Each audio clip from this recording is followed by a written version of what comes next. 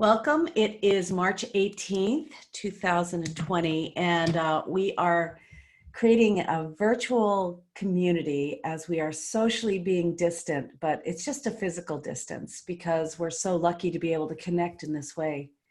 I know some of you have been on the call when I've talked about 3 essential elements to any spiritual practice.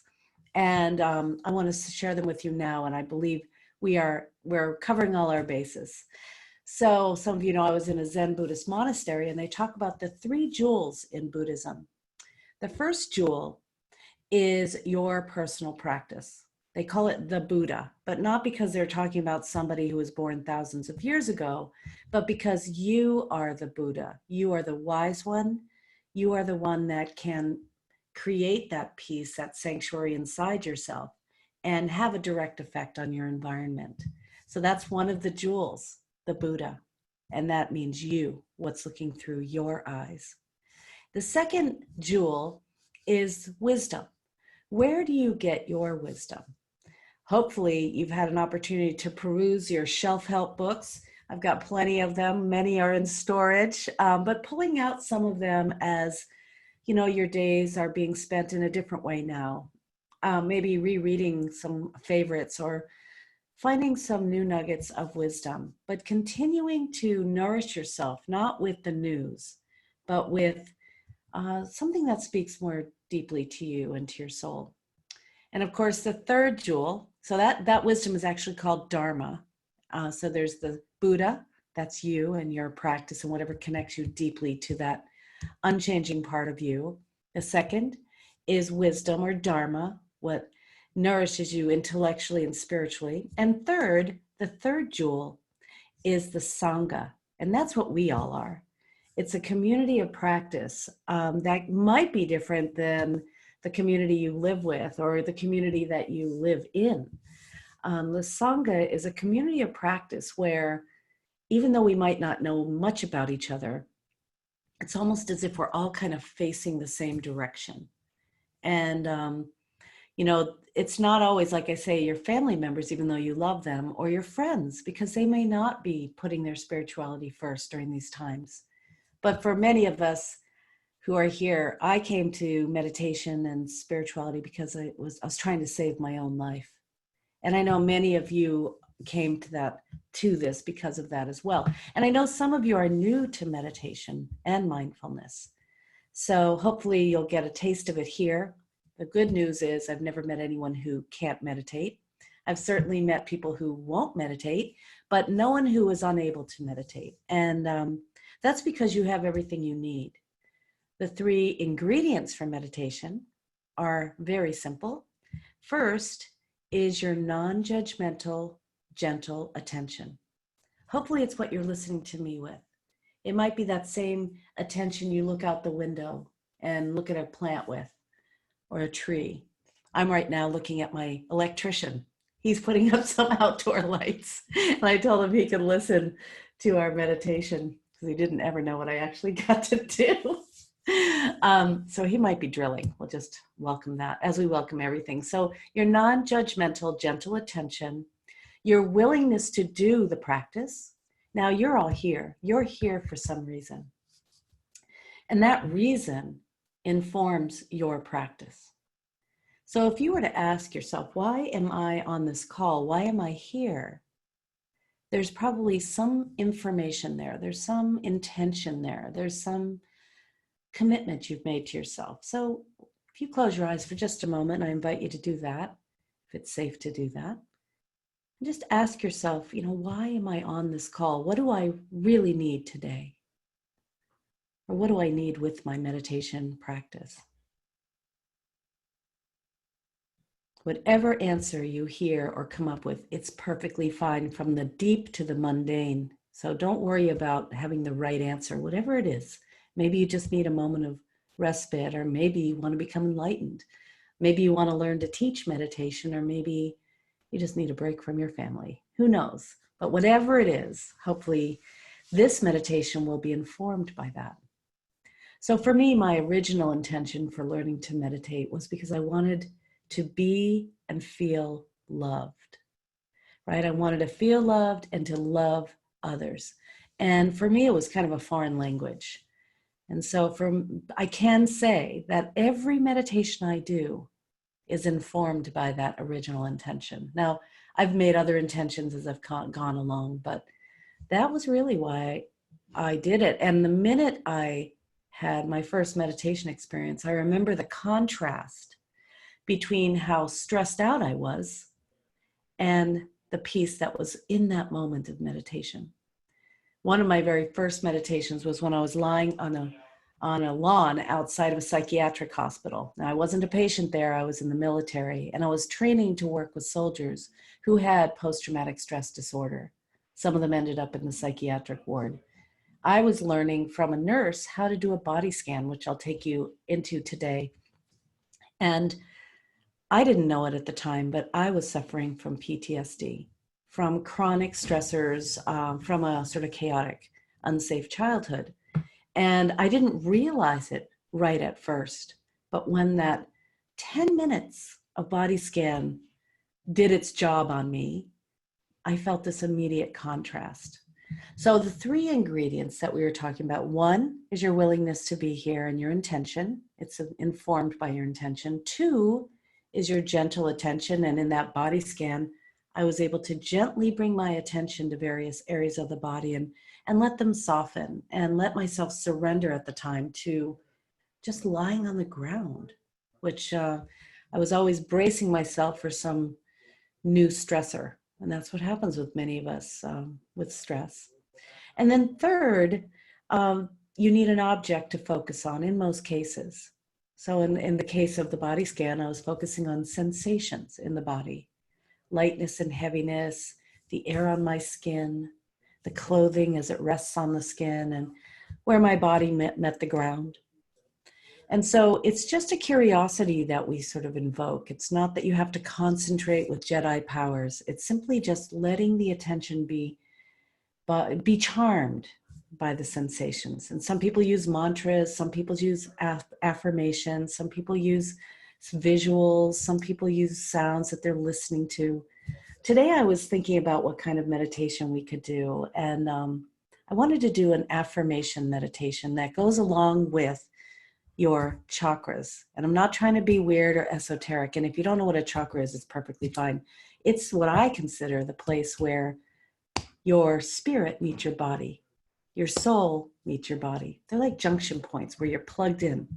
Because what happens when we're not animated anymore? You know, something leaves and it's not your body. It's whatever that part of you is, that expanded, essential, ephemeral part of you, that meets certain areas of your body where it's plugged in. And sometimes we get jammed up there and we maybe forget our wholeness. So I'm going to take you through a body scan, invite you to pay attention to certain areas of your body, and you don't have to feel anything in particular.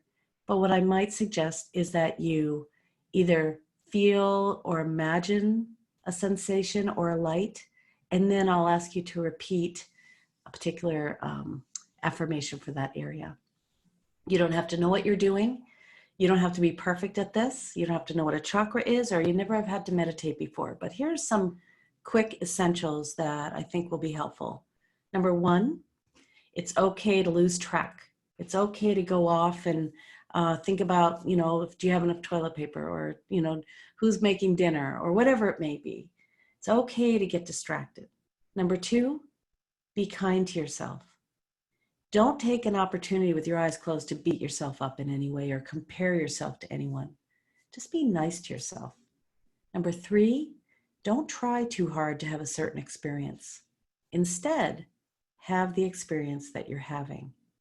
Have the experience. Become curious as to what it's like to scan your body. Number four, let go of any expectations. If you've already done these kinds of meditations before, or you've read about what experiences people have, let go of all of that and let's have a beginner's mind. The reason we're even doing these practices is because a beautiful antidote to stress is the restful awareness that is cultivated through meditation. The nervous system changes with the state of meditation. The state of meditation helps you to have a restful awareness where your nervous system is getting a rest, and your blood pressure is going down, your cortisol levels are diminishing, your adrenals are taking a little break, you're breathing more deeply, you're becoming a little less tense, you're getting rid of that fight or flight response just for a moment and introducing the restful awareness response, or what's often called the rest and digest, or uh, tend and befriend response, that really sweet, peaceful response before the thought comes in and freaks you out.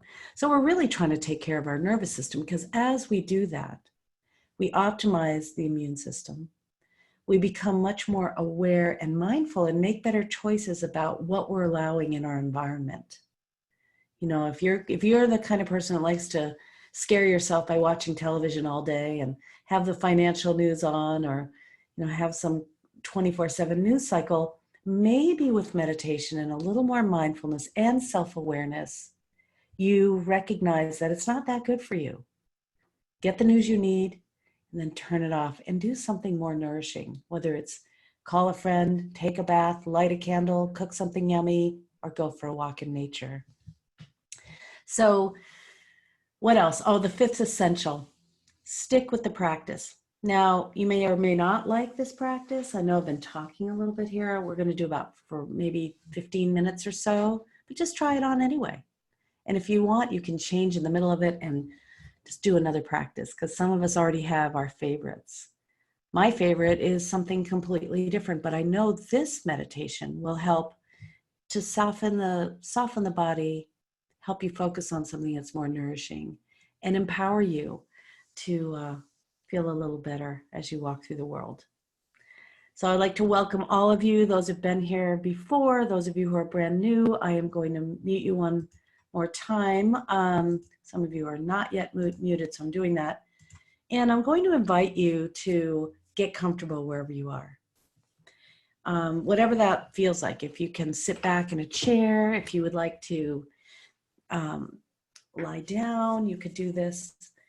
And also, I'm going to make sure my other phone is off so we don't get interrupted.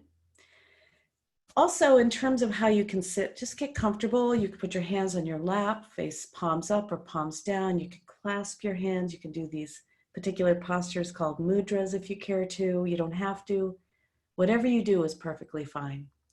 I like my feet on the floor, but some people like to sit cross-legged. Whatever works for you. And your eyes can ideally be closed, but if you need to open them and look around just to see what that noise is or what's going on around you, you can go ahead and do that. And ideally you sit relatively still, but you can certainly scratch an itch or shift your position if you'd like to. Okay, so I'm going to invite you to close your eyes and bring to mind once again your intention, your sankalpa, your hope for this meditation or for your spiritual practice in general. And with your eyes closed, I invite you to become a little more aware of the sounds around you. Welcoming everything, resisting nothing, and even resisting the urge to label the source of the sound. Just listening to the sounds of the sounds and the silence between sounds.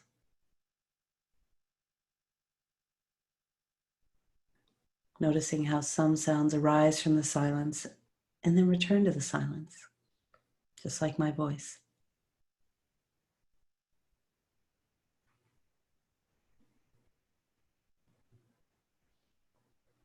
Also, with your eyes closed, you might become a little more aware of how you're feeling emotionally. What's going on? What's your emotional content? Without trying to force a feeling or push away a feeling, simply befriend it. Maybe even giving it a name, like, oh, there's my sadness, or there's my anxiety, or there's my joy.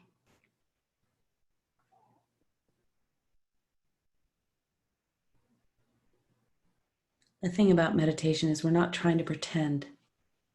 We're simply being present with whatever's here and being kind to ourselves.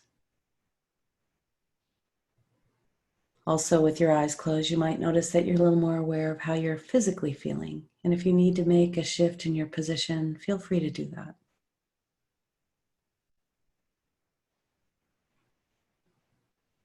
You might begin to deepen your breath a little bit, sending a signal to your body that it's okay, it's time to relax. You can let your guard down. And after a couple of deep breaths, you can let your breath return to its natural rhythm and depth.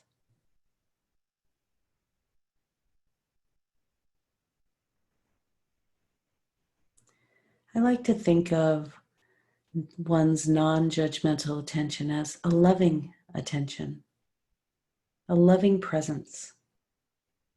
And I'm going to invite you to scan your body now, imagining your attention is like a beam of love. And as we all know, love heals. I'll invite you now to pay attention to the sensations on your scalp and forehead. Becoming curious, letting go of any tension. Noticing your eyes.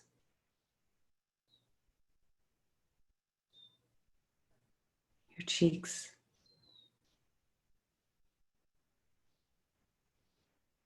Your ears.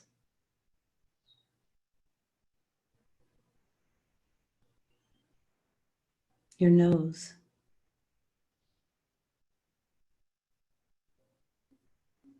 Your lips. And your tongue.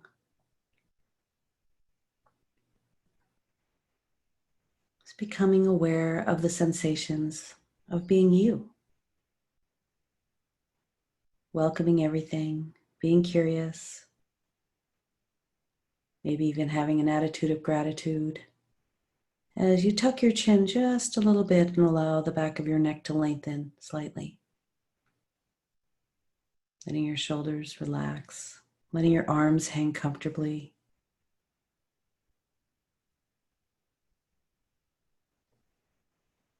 Noticing your back. If you're leaning up against something, noticing that support or the support underneath you where you're sitting. Noticing sensations of warmth and coolness or lightness and heaviness. Bringing your attention to the front of your body, noticing the way your clothing drapes over your skin. Softening your chest and noticing the movement and the stillness as the air moves in and out of your lungs.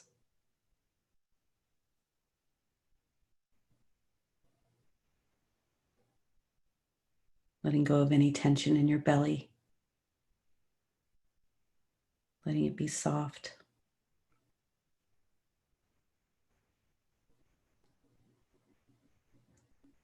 Completely surrendering to the support underneath you. Relaxing your hips and your pelvis. Notice what it feels like to sit on those pressure points behind your thighs. Maybe where your hands are resting on your lap.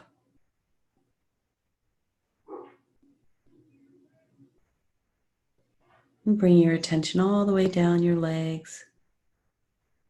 Noticing sensations, welcoming everything. And feeling your feet wherever they are.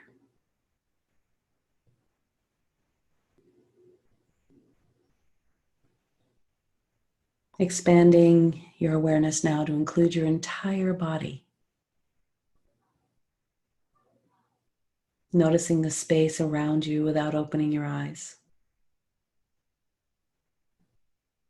Maybe even asking yourself the question, where do I begin and end?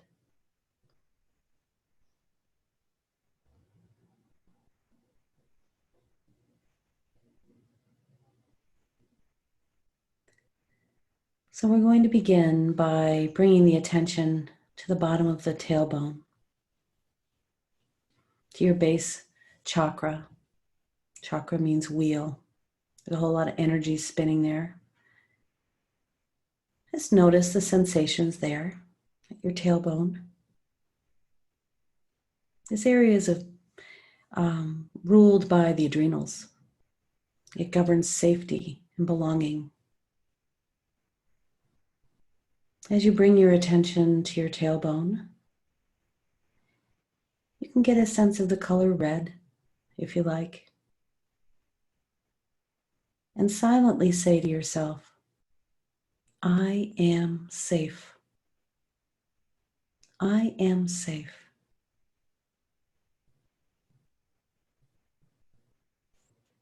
You can even breathe into that area. You can imagine your breath going in there.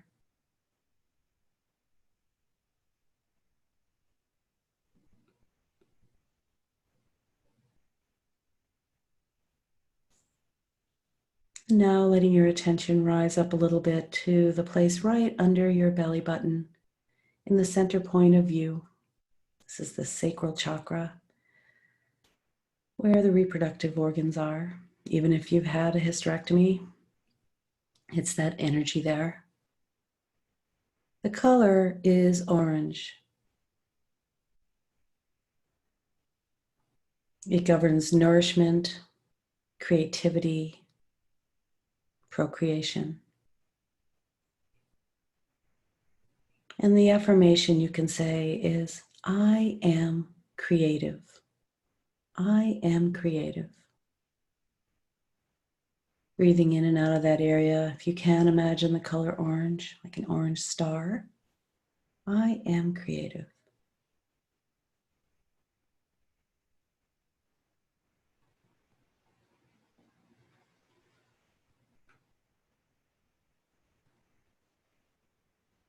And letting your attention now rise up to right around your diaphragm, right under your rib cage. You can imagine a big yellow star emanating from this, your solar plexus. And this area is responsible for your personal power, your confidence, your strength. You can breathe in and out of that chakra.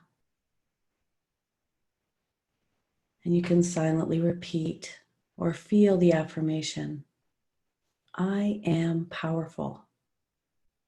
I am powerful.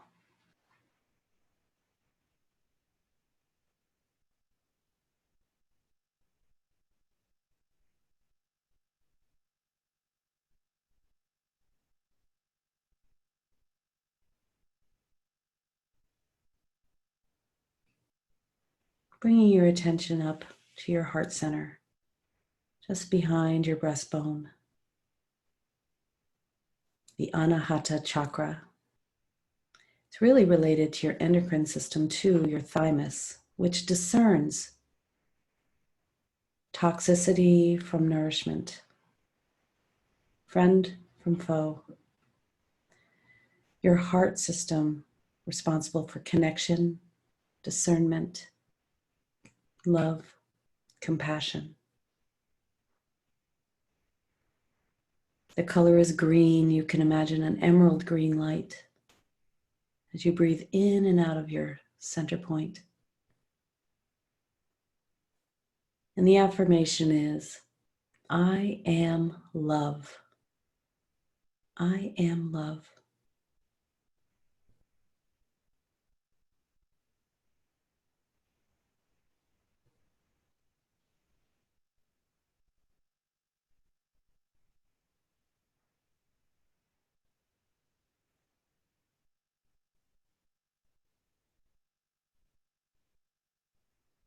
Now bringing your attention up to the base of your throat, to your thyroid area, the throat chakra. The color is a light blue. You can imagine a light blue star emanating all around you from that area. The system is the thyroid, And it governs your ability to express that creativity and express that power and express that love and express your wisdom and express your authenticity. And you can imagine as you breathe in and out of this area that your light blue light grows brighter and brighter as you affirm that you are authentic. You are authentically expressing yourself. I like to say, I am honest. I am honest.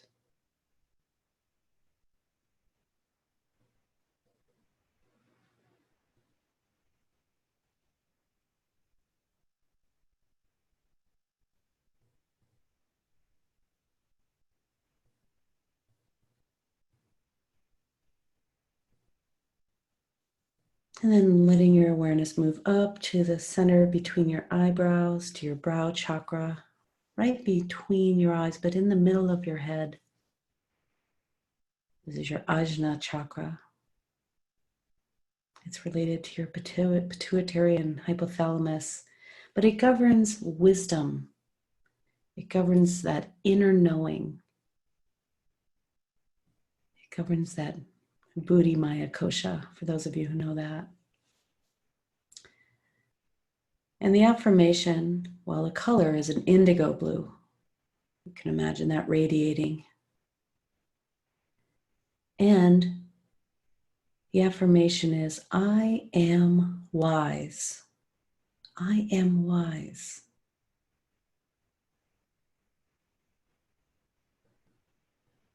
Bringing your attention to that area as you repeat that affirmation and knowing it to be true.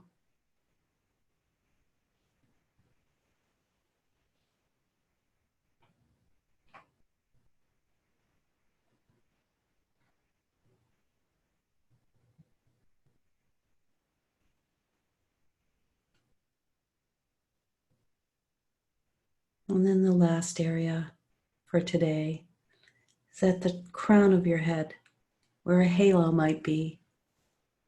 The color could be gold, it could be pink. Some people say it's white, some people say it's glitter. It's where the light comes in. It's your crown chakra. It governs your connection with all of us and everyone else and the divine.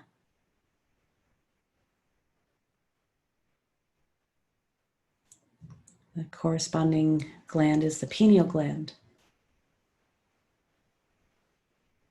And the affirmation that I like to say is, I am connected. I am connected.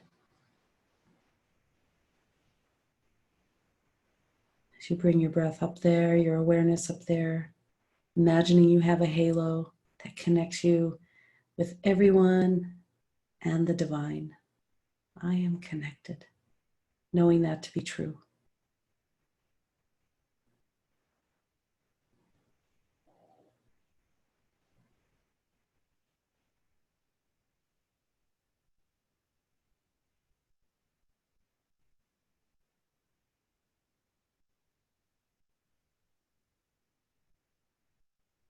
And you can bring your awareness now to whatever area you feel needs a little more love, remembering your attention is love. We'll sit in the stillness for another minute. I'll keep track of the time.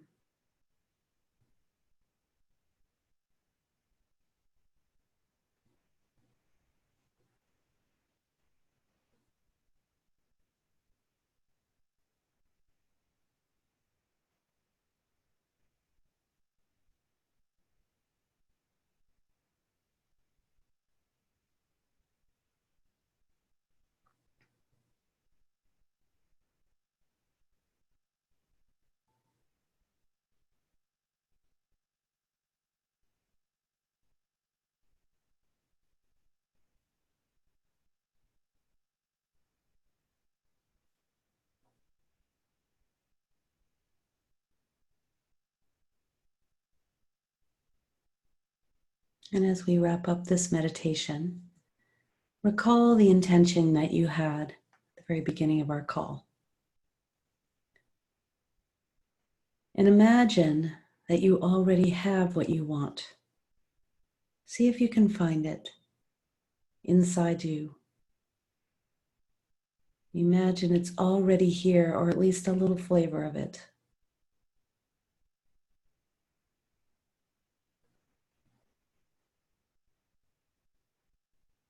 Feel what that feels like to receive it.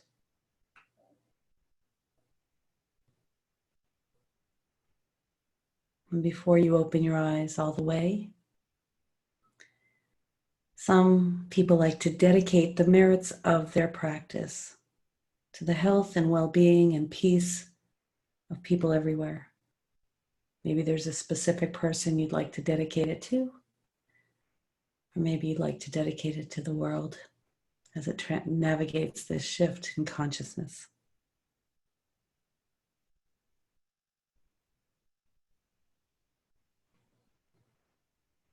It's always important to come out of meditation slowly, moving from that restful state into activity. One way I like to do it is by keeping my eyes closed and then softening them and opening them slightly, allowing the light to come in. And in this state, I like to appreciate myself for taking the time to practice, and I suggest you do the same. Appreciate yourself. Not everybody's doing this, and it's a beautiful way to take care of yourself.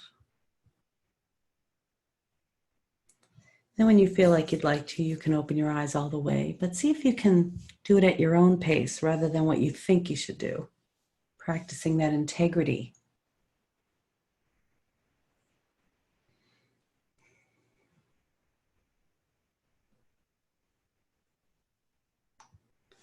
So I want to thank you all for joining me in this meditation. I hope you benefited from it. It was one of the very first meditations I was taught to do, and I didn't know what I was doing or what a chakra was, and I couldn't visualize.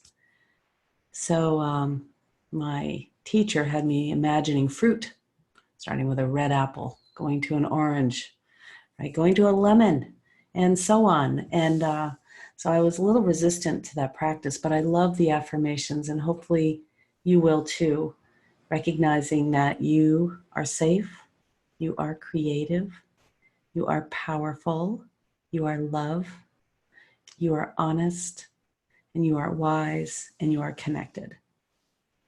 So thank you for joining me. I'd love to hear how it was for you. If you want to use the chat box or unmute yourself, we have a few minutes. I'm happy to answer whatever questions you have as well. Some people are saying they loved it so much. And we've got people from Connecticut and Virginia. And from Saskatchewan. Saskatchewan, Linda. And we have my cousin Barry. I don't know if she's still on the call. Yes, hi. I like your glasses. And I love the chakra meditations, and I like visualizing the colors for the chakra as well as chanting the sounds for them. Right. I thought that might be a little much for our short time together, but I love doing that too.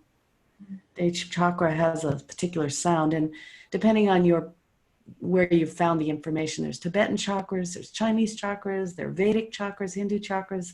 So there's sometimes 8, 12, they're New Age chakras. They don't all have the same colors. So we're just open. We're just open to it. So thank you. I'm going to stop our recording